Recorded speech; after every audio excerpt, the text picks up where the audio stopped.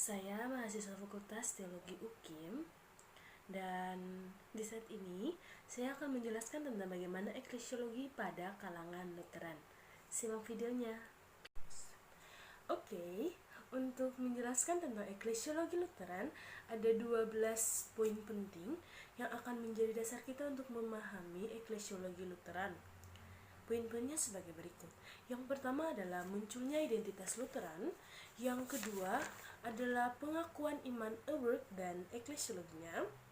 Yang ketiga adalah perkembangan setelah reformasi. Yang keempat adalah pietisme. Yang kelima adalah Lutheranisme di Amerika. Yang keenam adalah filsuf yang berpengaruh. Yang ketujuh adalah Loberg dan Pravos sebagai batu ujian eklesiologi. Yang ke-8 adalah Federasi Lutheran dan Dialog Lutheran Katolik Roma. Yang ke-9 adalah pemikir eklesiologis terkemuka. Yang ke-10 adalah masalah eklesiologis kontemporer. Yang ke-11 adalah eklesiologi dan etika. Dan yang terakhir yang ke-12 adalah eklesiologi Lutheran. Oke, kita bahas dari poin yang pertama ya, munculnya identitas Lutheran. Nah, teman-teman, selama fase awal reformasi Lutheran, Martin Luther dan para pengikutnya mengkritik keras gereja Katolik Roma karena adanya praktek-praktek yang bermasalah. Tetapi selain itu juga adanya urgensi dan kebiasaan monastik, tetapi juga ada kesalahan teologis yang dirasakan dalam doktrin mengenai firman Allah, pembenaran atau Injil, dan sakramen yang menjadi fokus kritikan Lutheran ini. Nah, dalam Dit Worms, Luther berusaha untuk menunjukkan serta membela pandangannya. Tetapi apa yang disebut dalam Edict of Worms yang mengkritik apa yang menjadi Luther, mereka menyebutnya sebagai seorang pengkhianat dan juga seorang yang menistakan ajaran dari Injil itu sendiri.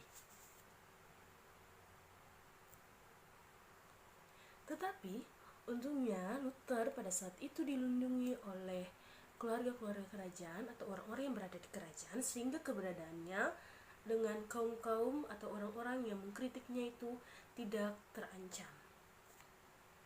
Nah, ia pun melanjutkan karirnya di Universitas Wittenberg, sementara reformasinya menyebar hampir seluruh Eropa. Tetapi makin banyak reformator-reformator yang mengkritik keberadaannya dan juga apa yang dia sebarkan dengan para pengikutnya. Nah, walaupun begitu, gereja hasil dari Lutheran tetap berdiri sebagaimana dikembangkan untuk menunjukkan adanya rasa menentang dengan apa yang dilakukan oleh para reformator-reformator lain yang berusaha untuk menentangnya itu. Lutheran akhirnya berhasil berdiri sebagai gereja pada 1530 di Augsburg, dan Paul McCarton, seorang kolega Luther, membantu dalam menyusun doktrin dan pengakuan Augsburg sebagai basis pertahanan gereja. Hal ini mendapatkan pertentangan dari pihak Katolik, tetapi banyak pemimpin lokal yang menyetujuinya. Dan ajaran ini terus menyebar ke Eropa Utara, Denmark, Swedia, Finlandia, dan tujuan dari Luther adalah untuk membebaskan umat dari otoritas paus dan membela individu untuk bebas sesuai firman. Nah, yang selanjutnya adalah pengakuan iman Award dan eklesiologinya. Untuk dapat kita pahami, eklesiologi Lutheran penting untuk melihat dokumen pengakuan yang paling signifikan. Nah, isi pengakuannya sini. Oke. Silakan pause untuk melihat dokumennya. Nah, yang selanjutnya adalah perkembangan setelah reformasi. Lutheranisme di Eropa dibentuk oleh kontrareformasi Katolik dan khususnya oleh perang 30 tahun antara tahun 1618 sampai 1648.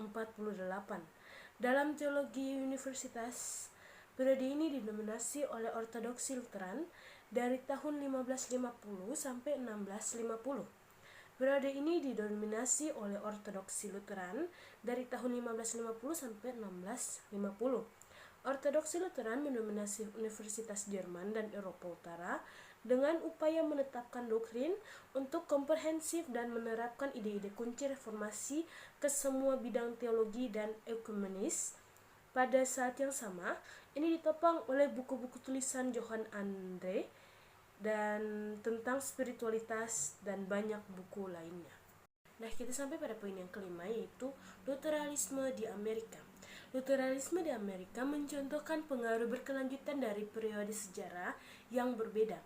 Migran Lutheran dari Amerika sering mengorganisasi diri sebagai ikatan bangsa sehingga mencerminkan gereja-gereja teritorial Eropa.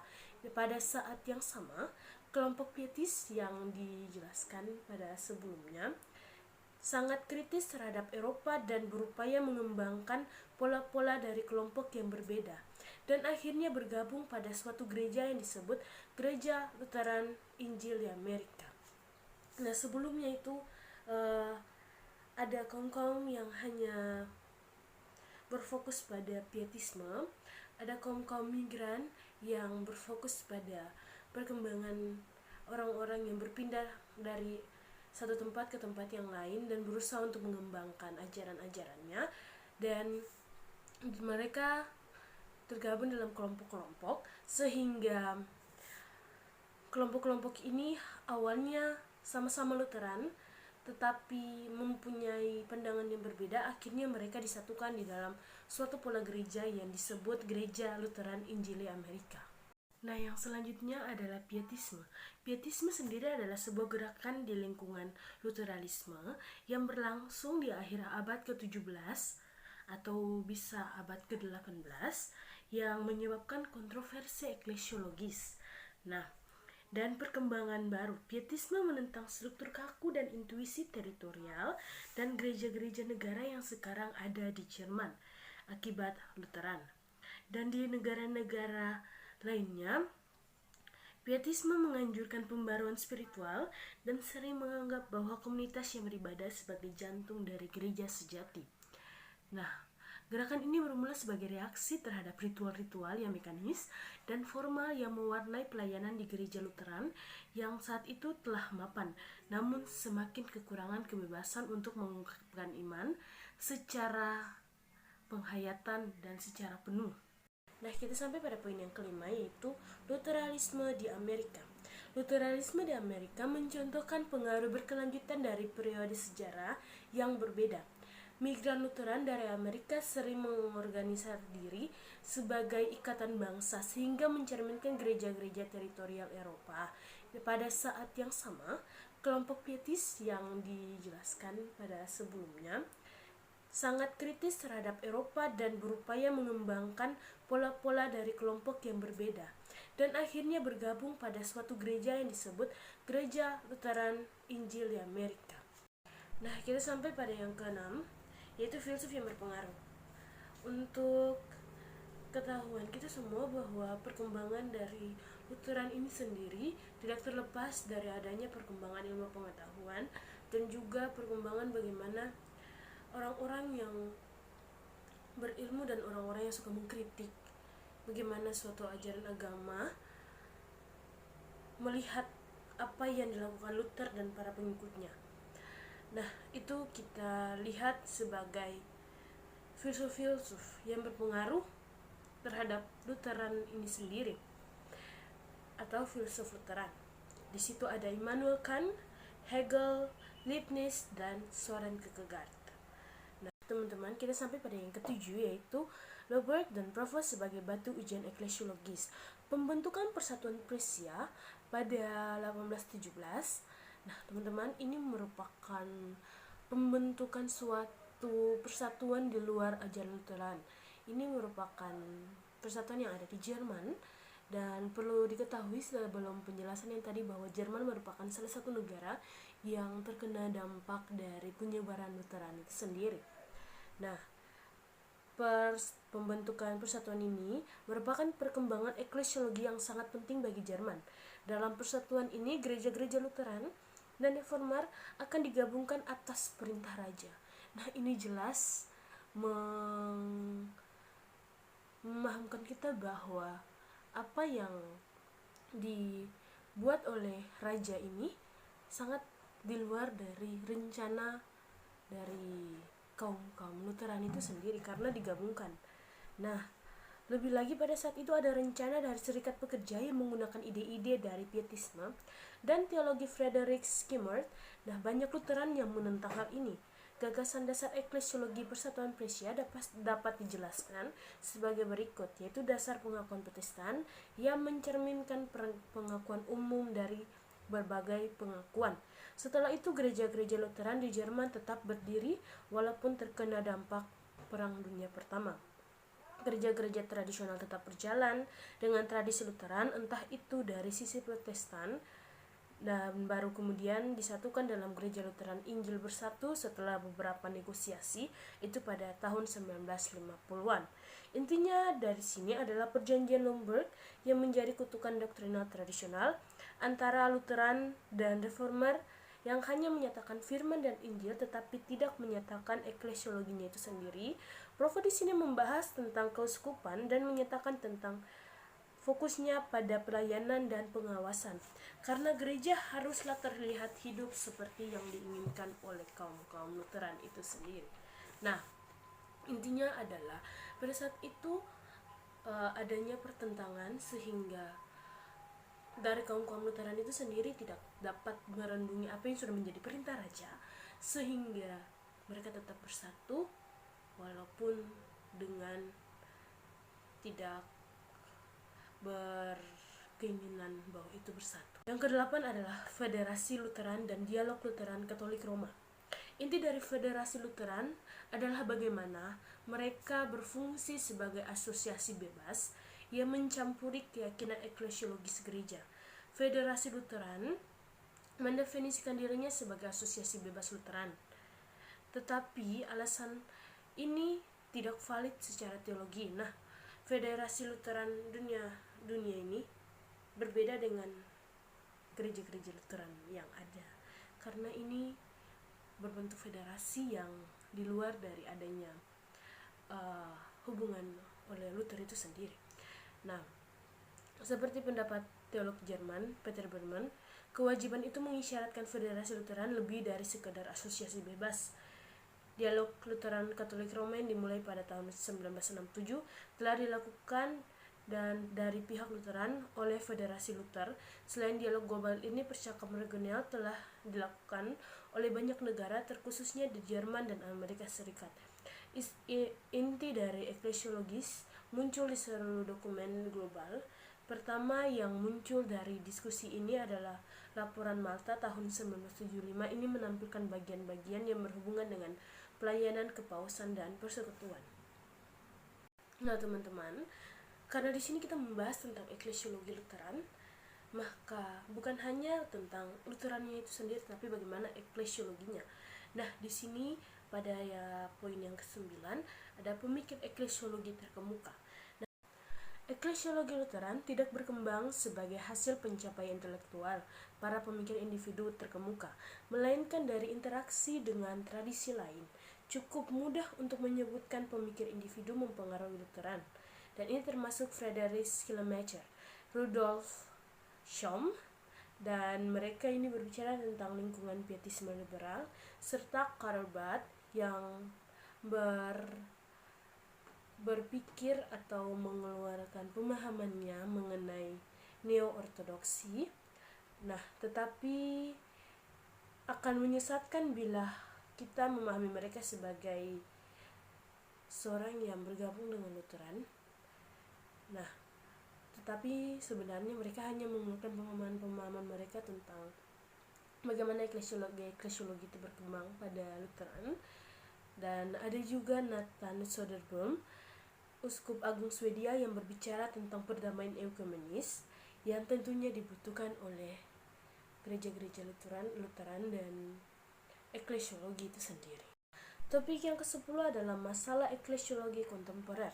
Masalah ini terkait dengan apakah eklesiologi Lutheran masih berhubungan dengan Roma dan Jenewa, yaitu Katolik atau Reformat. Masalah ini tercermin dalam dua persekutuan gereja, yaitu Gereja Regional Komuni dan Persekutuan Gereja Lundberg. Dan ini merupakan masalah-masalah yang dihadapi oleh Lutheran itu sendiri, karena bagaimanapun mereka yang memisahkan diri dari Katolik Roma dan menentang apa yang menjadi pandangan Paus dan juga keuskupan itu sendiri. Nah, yang selanjutnya adalah eklesiologi dan etika. Eklesiologi dan etika ini menjadi salah satu masalah yang dihadapi juga oleh Lutheran, karena masalah ini menyangkut hubungan antara eklesiologi dan etika Lutheran secara tradisional, dan menyangkut bahwa etika disiplin gereja atau perilaku moral yang baik secara umum akan menjadi church sign atau tanda gereja secara teologi. Dalam hal ini, kaum Lutheran berbeda dari Calvinis, akan tetapi zaman ekumenis dan sekularisasi, kaum Lutheran menyadari bahwa pengabaian etika akan memisahkan mereka dari tradisi Roma dan Anglikan. Nah, perlu diketahui bahwa setiap gereja bukan hanya mendasari ajaran-ajaran agamanya dengan suatu yang berhubungan dengan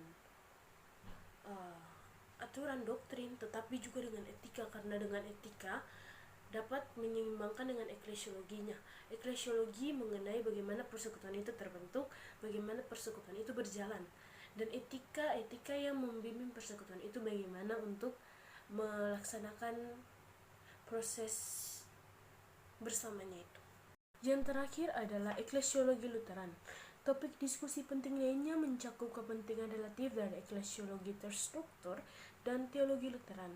Tradisi Protestan liberal di sini mengklaim bahwa sifat gereja sebagai entitas spiritual membuat hukum institusional gereja menjadi tidak mungkin, dan sejalan dengan klaim tersebut dapat dikatakan bahwa pengakuan Ekberg menyukai eklesiologi reduksionistik, di mana sabda Allah dan sakramen-sakramen tetap diatur oleh semangat, dan dengan demikian hampir tidak membutuhkan kerangka kelembagaan apapun. Di sisi lain, Lutheranisme konvensional berpendapat bahwa pengakuan itu tidak lain adalah definisi dogmatis pertama tentang esensi dan kesatuan gereja dalam keseluruhan kekristenan. Mengingat hal ini, kaum Lutheran memang memiliki warisan eklesiologis yang unik untuk dilestarikan dan dipertahankan. Sebenarnya, inti dari Lutheran itu sendiri bagaimana ia melihat gereja itu tidak memiliki eklesiologi yang rumit untuk mengatur para pengikut-pengikutnya itu, dan bagaimana gereja dapat berfungsi sesuai dengan apa yang diinginkan oleh Tuhan, Injil, dan juga bagaimana tertulis pada firman Tuhan. Sehingga dengan hal itu terjadinya reformasi, dan reformasi yang dilakukan oleh Luther ini sendiri membawa dampak bahwa Lutheran berhasil berdiri walaupun banyak kritikan, banyak orang-orang yang radikal terhadapnya, tetapi dasar dengan pengakuan, dasar dengan Injil, mereka dapat bertahan dan dapat menyebar di segala tempat. Oke, sekian penjelasan dari saya. Semoga apa yang dijelaskan oleh saya dapat dipahami dan dapat dimengerti oleh teman-teman dan para dosen, terkhususnya ini pada mata kuliah eklesiologi kepulauan, dan dapat menjadi bahan belajar bersama untuk kita untuk meningkatkan bagaimana pengetahuan kita tentang eklesiologi itu sendiri. Terima kasih dan shalom. Sampai jumpa.